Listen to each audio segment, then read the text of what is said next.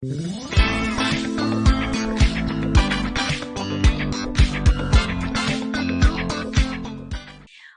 to the Smarter Sales Show, the weekly tech tips and technique tune-up for sales professionals who want to sell more and stress less with a special focus on virtual selling. I'm Merritt Khan. I'm joined by my co-host, Julie Holmes. I teach her the sales technique and she counterpunches with the sales technology. And when that happens, you win. This is part 2 of our 4-pack of episodes on setting expectations so you're in control of the sales process. So be sure to check out the bonus content because Julie is about to unleash on you a ton of tech tips and you don't want to miss any of them. So click the link in the podcast show notes or on the attachment section if you're watching us on the Sales Experts channel on the Bright Talk platform. Okay, I know I'm ready. Are you ready? Let's get smarter in sales. Yay! And let's start with some statistics. So we're going to turn this a little bit into a statistics game show, Merritt. All right. And this is so much just for fun, but let's just say that we're a few months into the pandemic. Imagine this. We're a few months into the pandemic. It's April 2020. How many people do you think are daily meeting on Zoom? How many people per day are in meetings on Zoom at its peak, April 2020? I don't even know if I can count that high, like 10 million, 20 million. Not a bad guess. It's not a bad guess. And this could be like The Price is Right, where we play a whole thing. But let me just jump to the chase. It was 300 million. 300 million daily meeting participants for Zoom in April 2020 and Zoom in Q2 of 2020. And this is going to be true of many of the meeting platforms, but I'm focusing on Zoom just because it was easy to pick one and that's our preferred platform. In Q2 of 2020, Zoom also became one of only 3 apps that have ever been installed over 300 million times in a single quarter. Wow, that blows me away. Second only, right? So the others were TikTok. Oh, and what was the other one? Oh, I can't believe I forgot the other one. Oh, I can't remember. Anyway, well, TikTok was one of them. So there you go. Zoom almost as good as TikTok. Because we weren't getting together in person. Yeah. Well, there you go. So TikTok became huge. My daughters helped with the statistics on the TikTok. And Zoom usage increased by 67% just from January to mid-March 2020. So just in that ramp up to the beginning of COVID and where we were really beginning to feel the first impacts, 67% increase. Now, there's a lot of really good reasons why using virtual meeting platforms, using them well and using them in sales is going to ultimately help. One of those reasons, of course, is that 67% of employees say that they are more likely to contribute to a meeting over a video conference than they were to contribute to a meeting in person. That's interesting. It's very interesting. And a huge part of that, of course, is whether or not that environment feels safe. Do they feel seen? When you see everybody's face on the screen, it makes a big difference.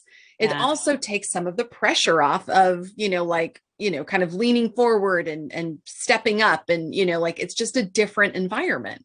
Not to mention it's a lot more comfortable, because you're basically meeting with, your jammy yoga pants on the bottom and, it's just like, I'm right? more relaxed. Right. I saw that comic the other day, the one that, just shows like this woman sat in front of her closet. The doors are open. She sat on a chair in front of her closet. And she says, I just wanted to check on all of you, see how you've been.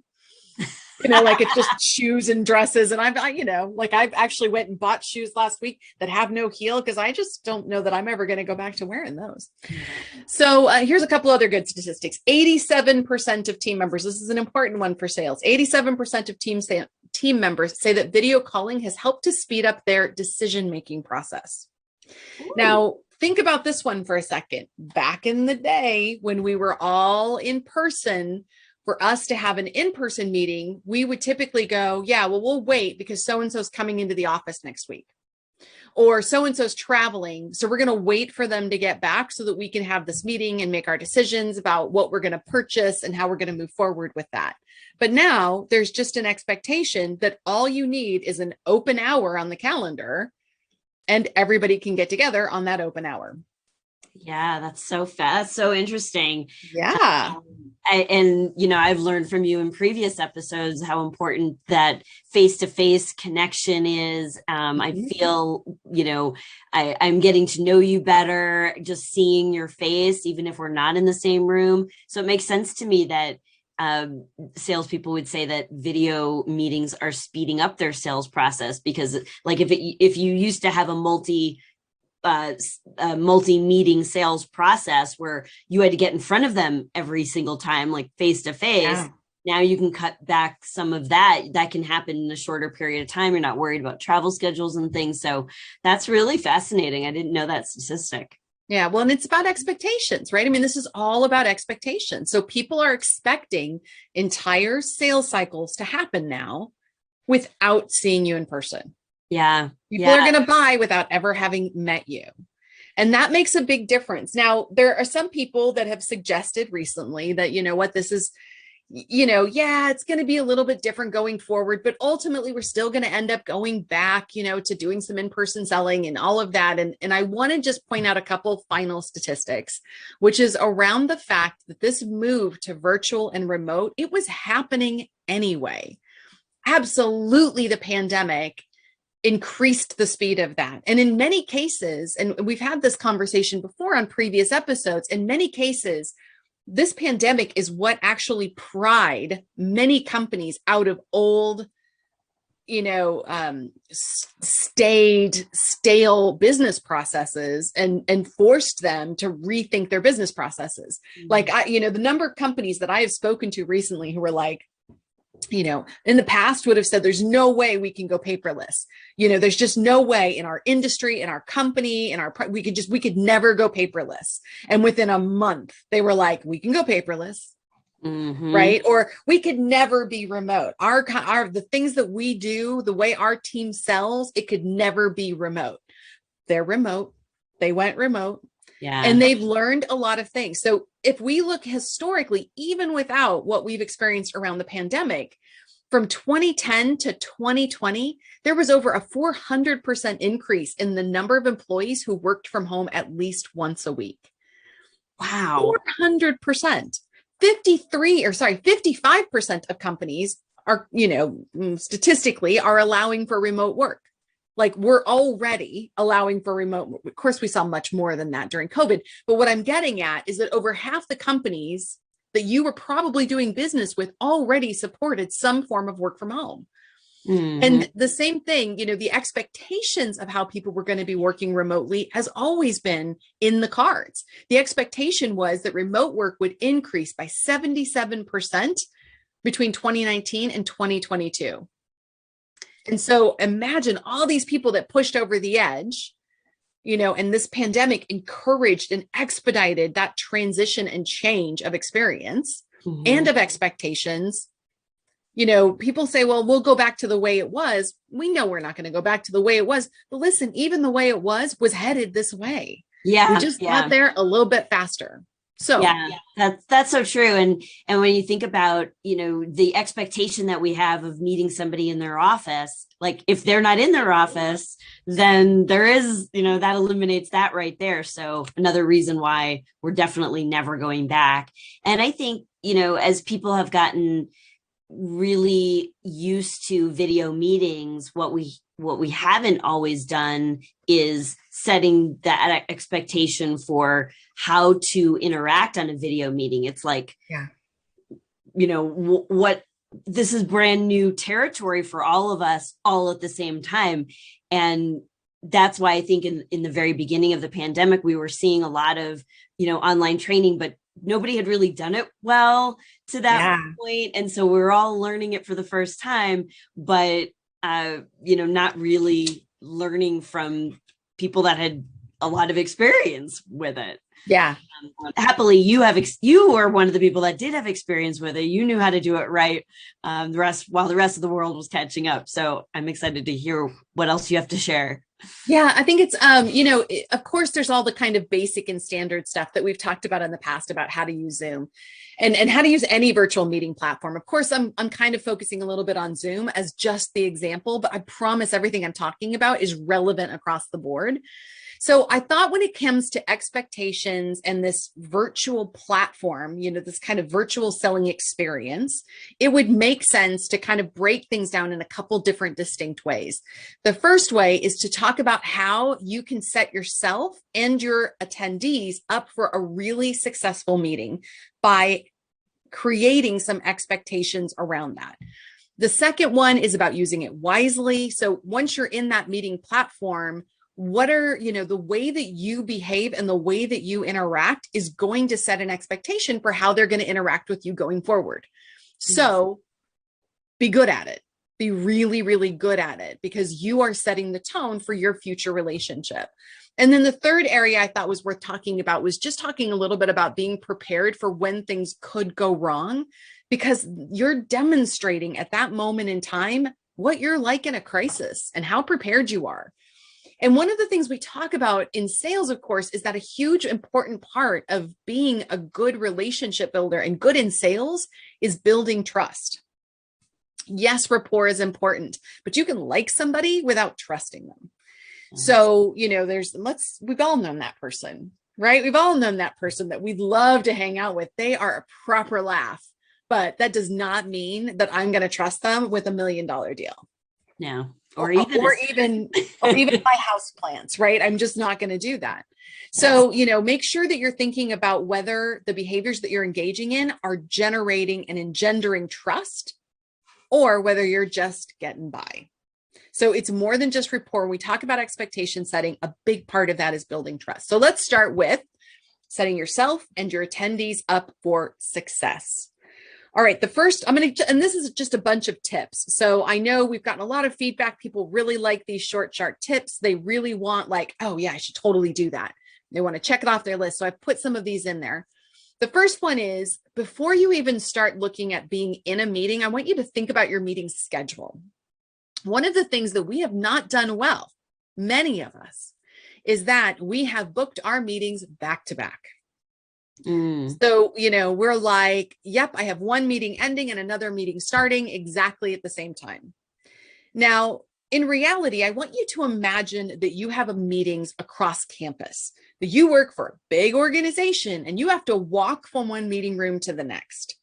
Imagine that for just a minute and try to set your schedule up like that's the case. Really challenge yourself to give yourself at least 15 minutes to 30 minutes in between your virtual meetings.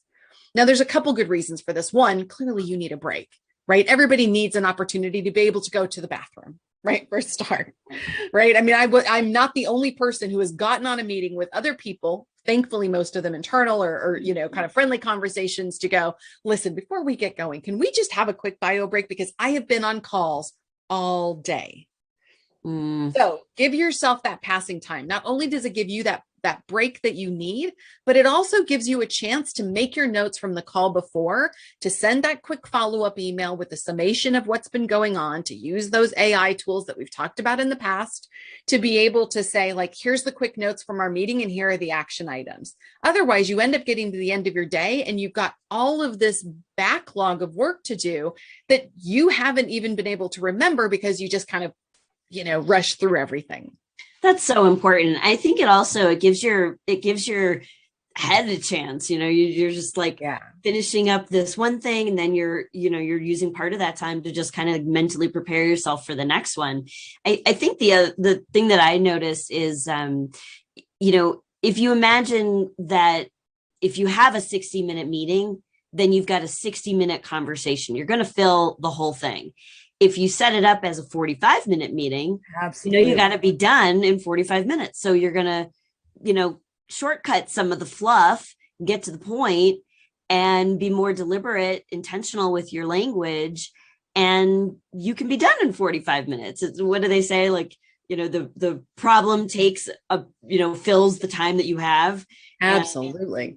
Otherwise, so maybe just get in a habit of making 45-minute meetings. That's a great idea. And, I think that's a really critical thing is especially when you talk about anything that we talk about around expectations, as a general rule of thumb, I want you to imagine the expectation that you want to set. This is a 45-minute meeting, or we're going to cover these 5 things during this meeting. And I want you to take it one step farther and explain why that's a benefit to the other person. So we're going to make this a 45-minute meeting. Now, that means we have a lot to cover in 45 minutes, but it means that you get 15 minutes of breathing time before your next call. I love that. That's a good one. And all of a sudden they're like, "Aw, thanks." Now you're starting out that meeting with gratitude, right? Because everybody is going to be a little bit grateful for that extra 15 minutes. Yeah, I love that. And on the same token, I want to encourage everyone to be brave. This was a little mantra I gave myself a few weeks ago, and it's worked out incredibly well, which is hang up when you're done. When you've done whatever you need to do, get off the phone. And in fact, my challenge, and I should say get off the phone, get off the internet. But basically, that challenges me to try and cut every meeting a little bit shorter than it needed to be, or than it was scheduled for, and to make it only the length that it needed to be. Yeah. And again, I can't tell you how grateful people are, that I'm like, you know what? I think we've covered anything. Did you have anything else that you wanted to cover? I'd love to give you back this time. And I would love to have this time to send you a summary of everything. That's so important. Even in my meeting invite, I put that in the body of the copy. I say, we've blocked out 45 minutes for this meeting so that we don't feel rushed. It may not take us that long. Absolutely. It's a great thing to say, like, this meeting is up to 45 minutes long, right? Up to, but to, and that's the next one, which is about, setting expectations for this experience in your invitation. And that's a great way to do it. So right now, most people, when they do virtual meeting invitations, they're just using the standard invitation that comes from their virtual meeting platform. Right? Here's my Zoom invite. It just says, Julie Holmes has invited you to this, from these times. Here's 85 call-in numbers. Here's, your links, all this kind of stuff. I want you to imagine that you were legitimately penning an email to them, not forwarding that generic message. What would you be putting on that? Would you have 85 call-in numbers? Or would you just have the one that's relevant to them? Would you say, Julie Holmes has invited you to this generic meeting title? Would you say that? Or when you sent them an email as if you were going to meet with them in person, would you have written something different? Would you have written, "Hey, Merritt, I've scheduled us a meeting. It's going to take us up to 45 minutes long. Here are the 3 big things that we're going to cover. Here's a link to get into the meeting, and here's the number." We have gotten so accustomed to just quickly scheduling meetings, we've missed the opportunity to personalize that meeting invite in a way that starts to set the right expectations and starts to set the right tone for what we're going to interact with them about and that kind of experience we want them to have. Yeah. The other thing that we can include in those invitations is the expectations of behavior within that meeting. Again, imagine you're being invited to a physical event. What kinds of information would you find useful if you were going to an event? You would be like, what's the dress code? How long is it going to last? What are we going to do while we're there? It's super easy to just put something into your invitation that says, to ensure that we get the most out of this conversation and that it gives us a chance to get to know each other better and to learn more about your business and our products, I would love to ask that you be prepared to turn on your cameras for the event and to make sure that, you are, everyone's using their own login or whatever it is, your expectations that you're setting. Mm-hmm. And by doing that, it means that they're getting a chance to prepare themselves mentally for that. There's still a lot of people who aren't comfortable with that. And that's so important. That's just so important. I remember I was being interviewed on someone's podcast and I thought, oh, podcast, it's just audio. And it was a video podcast like what we do on our show, which is video. And then you could get it on the audio podcast platform. By the way, the Smarter Sales Show is available on all your favorite podcast platforms. Get it now on Spotify. Yeah. And they didn't make any mention of the video component to it. Yeah. And I was not ready. Yeah. Yeah. So I think that's a don't do big that to deal. Like people. it throws people off. Yeah. Right? It doesn't make us feel like we can trust. It makes us second guess our conversations and it makes us uncomfortable. So make sure that what you're expecting is spelled out so that they know what to expect so that you can deliver a proper experience. I'm not going to go on to the other things around setting up, because if you go back to the previous episodes, and we'll put a link to that episode in the show notes and in our resource page, so you can go back and listen to the episode again. We did a whole thing about 10 tips to use Zoom better. Go back and watch that for all of kind of those detailed things around camera, lights, background. Another one I would say in terms of setting things up is, once you're in the meeting, if you have an agenda, this is a great tip. Just take that agenda, copy and paste it into the chat. And that means that everybody who's on the call can physically see the agenda in front of them. And that will help everyone to stay on task.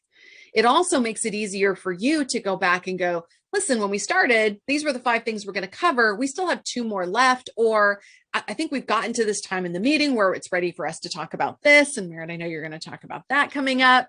So, that gives everyone a physical, visual indicator of the progress and where they are, which will make a massive difference in terms of what they expect next. Yeah. Again, we never want surprises in sales. So set those expectations early and often. All right. Number 2, use it wisely. Now, some of this is a little bit of a repeat from our sessions on how to use Zoom more effectively, but I want to pull out a couple that are really, really relevant when it comes to setting expectations. The first one is you are telling them and showing them what you are like to do business with.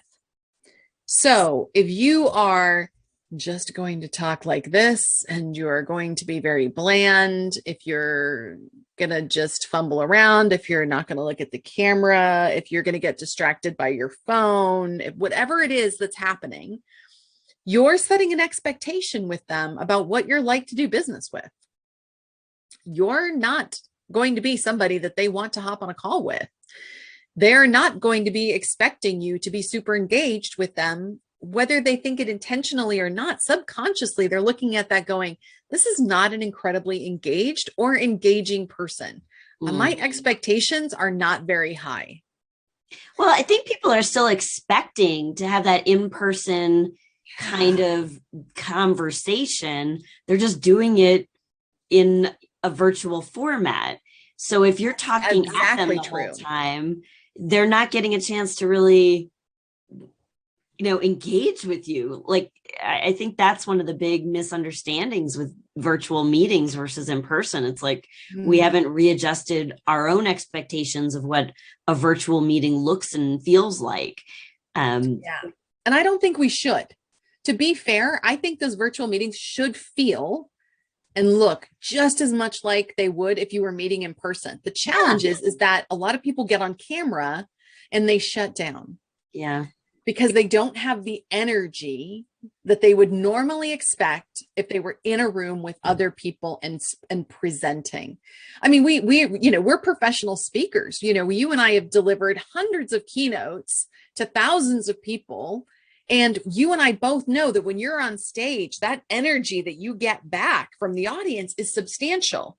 Yeah. And it is something that we as professional speakers, and by the way, all of you as sales professionals and us as sales professionals, have had to retrain ourselves to do, to say, do you know what? Virtual calls, they feel different to me, but my job is to make them not feel so different to the person on the other end.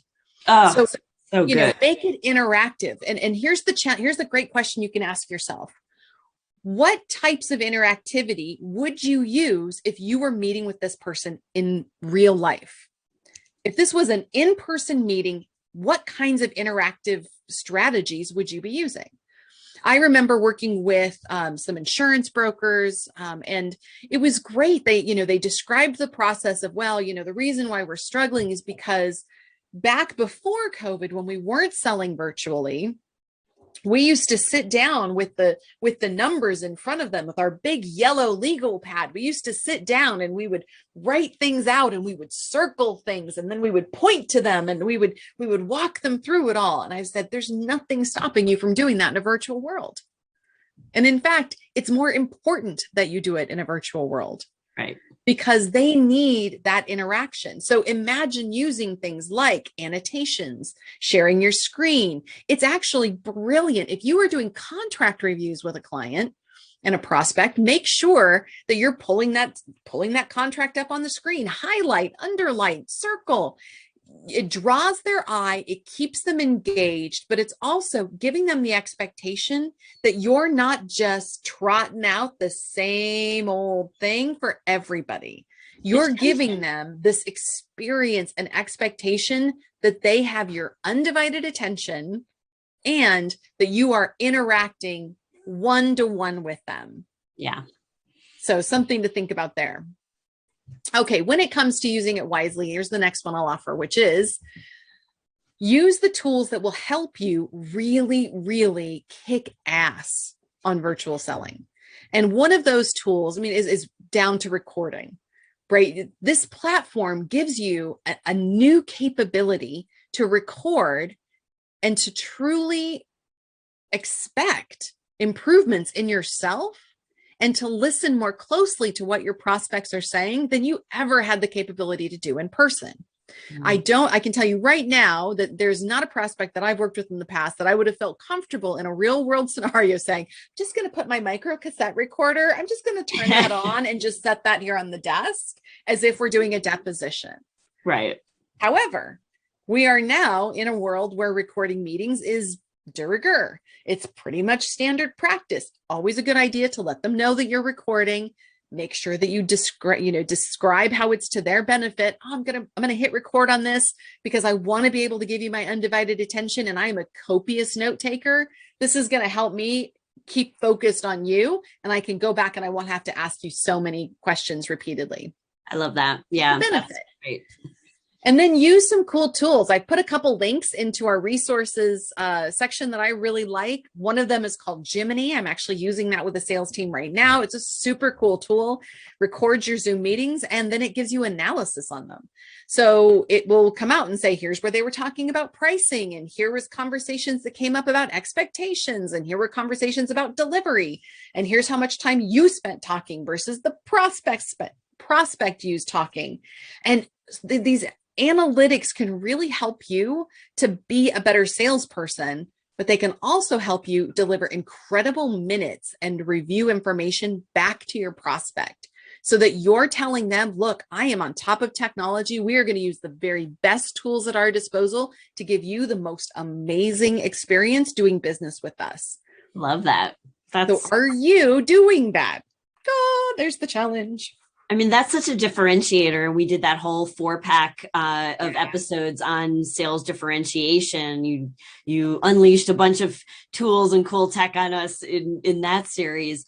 But I think when you think about expectations, the way that you show up, how you use the technology, how you use your language to set an expectation that this is going to be such an amazing experience, not just if you select to work with me, but if you just in doing this discovery process, if your prospect can walk away like, wow, that was different. It was clear. I got a good sense of how they work. They were great at listening. She was engaged. She wasn't like, the problem with taking notes on these virtual meetings is in person, you can still kind of look up and look engaged.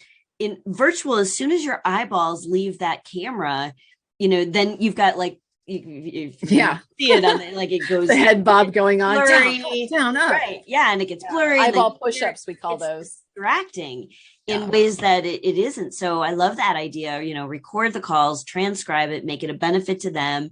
You've set so many expectations just in how you laid that out.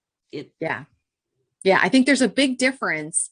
Again, are you demonstrating the type of business you would want to do business with? That's a really easy question. Another great tool is called Spoke. If you're using Google Meetings, for example, Google Meet, great tool, really hard to record, makes it very tricky. You can use a tool like Spoke. I put a link in there. It's actually available for a lifetime purchase on AppSumo right now. So there's a link to that in our show notes, in our resource page. I apologize, in our resource page. And the key here is that lets you record any virtual meeting window. So screen recording tool, but it's purpose built for that. You can even take snippets of the video and do almost like a summary of video snippets that you can send to a prospect. So you can be like, here are a few highlights of things that we discussed. And instead of just sending them notes, you can say like, here's the 3 minutes where we talked about next steps. Here's the 1 minute where you summarized what your challenges were, and you basically give them this interactive meeting summary, which is really cool. Wow, so I can see you could really do some cool things to incorporate that into a proposal. Like if you knew in advance what your format for the proposal meeting is going to be, where it's, the issues and things, you could actually take a snippet of them discussing their issues and saying like, has anything changed since you told me, press play. That's kind of cool. Yeah, it's great. And it's a great way to keep them on track. Right. So that they don't kind of do the whole scope creep thing. Right. Yeah, so it's a way to hold them a little bit accountable. But again, it's about expectations. Like, I'm listening to you. Like, what you say is so important that I'm going to make sure that we have it captured for posterity. I love that. Oh, well, last but not least is being prepared for what could go wrong. Now, we would like to think that we are all experts at what we do.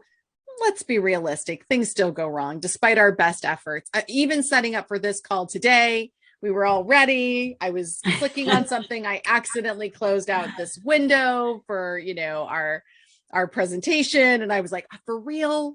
It just happens. These things happen. And so we've put one of our favorite resources, a client asked us to put this together for them. We were doing a program for their entire sales team. And we wanted to just put together a great resource that they could use that would help them anticipate anything that could possibly go wrong in a virtual meeting. So we did a virtual meeting emergency preparedness guide because, I used to be a Girl Scout leader and, that's the kind of thing you do. So we did a whole guide on it, and that guide is available to you for free. But do know that if you look at that guide, you should definitely challenge yourself to then go and tell us how awesome we are in a review. Feel free to put that review anywhere where you watch or listen.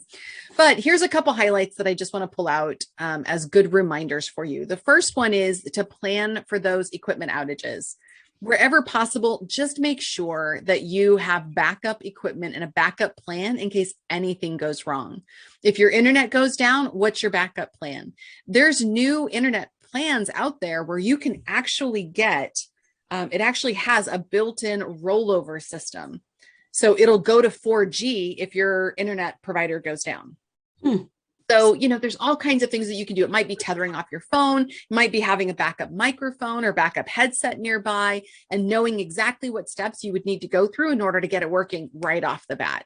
A second one is, and this is great, again, along with that meeting agenda that you put into your chat at the beginning, go ahead and put in there. Like, if anything happens, I've put my mobile phone number in the chat. Feel free to give me a call. And if you don't mind, would you go ahead and put your mobile number in there as well? That way, if anything happens, I can also reach you. And by the way, now you've got their mobile number, so you can drop them a quick text message, break the ice on that mobile number. Don't just take the number, but never use it, right? We want to set an expectation that this is a number that we have and that we will use. So now I've got this mobile number. I'm going to text them. Great. This is Julie. Here's my contact details. Now we actually have an entirely new form of communication that we can use, a new communication platform that we can use, which is texting, which is awesome, or WhatsApp, whatever your preferred mechanism is. And last but far from least is have a co-presenter. Most issues that you face when you're on a call with prospects can be thwarted if you don't have a we can fix things if we have a co-presenter. That co-presenter can go and click buttons behind the scenes while we continue to talk to our prospect. That co-presenter can keep the meeting running if we get disconnected or accidentally close that browser window. So there's like a dozen ways that having a co-presenter could be helpful. And if necessary, feel free to make your prospect that co-presenter and say, I'm making you co-presenter because I want to make sure that you can share your screen, and that if anything were to go wrong with either one of our connections, that nobody gets kicked off the call. What expectation is that setting for them? They are not just a meeting participant. They are a co-presenter. Using that language, everything about it says you are part of this process and part of this journey, and we are going to do this together. And that's a really great expectation to set. And I encourage you to set amazing expectations all the way through your virtual meetings. Thank you very much. Oh my gosh. Yeah, tip of my tea. Well, you definitely delivered on the expectation we set at the beginning of this episode. I have an entire page of notes, and yeah. So all good things. I think one of the things that you said early in the call was the way that you set up the interaction sets the tone for the relationship. I just think there's so much in that one sentence that when I think about setting strong expectations, because the prospect thinks that they're in control of the sales process. The salesperson needs to be in control of the sales process. And the way that you interact from the very beginning, the way that you interact and set the tone with the technology, with, turning on your cameras, like all of that is really setting the tone for how the relationship goes in person or virtually. And I just think that was just really, really rich information. So yeah, I really like that. There was so much. I mean, just, taking those 15 minutes before or after, giving them back, making that a benefit to them. It's the way that you language that. It's so important. There was just so much, so much good stuff in here. Yeah. Who would have known that master's class I took on rhetoric would come in handy with virtual meetings? Right. I would love to set a challenge for everyone listening, which is if you are wanting to start leveraging this kind of technology in a way to set expectations better, start by changing your invitation. For the next week, just customize every invite you send out, even if it's for a virtual meeting. Make those invitations personalized, make it match you and your tone. Like I'll often put a quip in my meeting invites, up to, but not to exceed 45 minutes. Come camera ready, bring your pearly whites, like whatever it is. That's my personality. And if I want to create that expectation of who they're doing business with and how it's going to be to do business with me, I'm going to put that in the meeting invite. So there's my challenge. I think that everyone should go for. Yeah. And that's actually the perfect challenge, which is leading into the session that I'm going to lead next week on our episode, that is really going to give you the language and the formula. So me, I'm big into teaching formulas. I really shy away from sales scripts because I don't want everybody out there saying the same things. As soon as you sound like, a robo call, then you're done. You're done. No one wants to talk to the robo call. So, but I think a formula really helps anchor you with what are the pieces of, and my acronym is PLAN. So what do you say to set the expectations for the purpose, the logistics, the agenda, the next steps? It's a great challenge that between now and next week, really look and change the invitations that you're doing. And next week, when I give you that formula, you'll have even more strategy behind that. So we're definitely going to talk about. It is one of my favorite strategies that you share. And I've been really lucky when you've done coaching calls or when you've worked with small groups and I've come in to help and observe. It's one of the topics that I enjoy most. And I know how much the people that you work with get out of it. So don't miss that episode, everybody. You will be It's an easy win, and it will make a massive difference in your sales processes.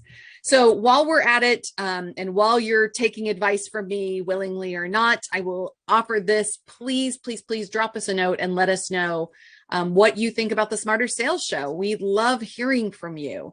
And if you are, if you're working with fellow colleagues and sales professionals or sales leaders, and you think, gosh, they could really do with some of this, forward it to them. Share this with them. Don't worry, we're happy to share. We're always happy to share. So take 60 seconds out of your day, go onto your favorite platform, give us a like, give us a follow, give us some feedback. We love it very much. And also definitely let us know the questions you want us to address on the show. In fact, we made an executive decision. Normally we'll have a guest interview for our 4th episode. We're going to actually make you, our audience, the guest stars of episode number 4 in or not number 4, but the 4th episode in our 4-pack of setting expectations. We've gotten actually a lot of really good questions already. So what you want to do is email us at hello@thesmartersalesshow.com and ask us any question. It doesn't have to be about setting expectations, but certainly there's tons of questions you could ask about that. And if you need a tech tune-up for your team, or you need some technique training, or you just want an energized virtual or in-person program for your next event, send us an email at hello@thesmartersalesshow.com, and we'd love to explore that with you and see how we can help. Perfect. I think that sounds like a great place for us to wrap up this episode, because Merritt, what do you do after you take a break from your online meetings? I don't know. What do you do when you take a break from online meetings? You resume it. Oh, that joke never gets old. And here's to all of you resuming your daily activities. Thank you so much for joining us. I'm Julie Holmes. And I'm Merritt Khan. And you've been listening to the Smarter Sales Show.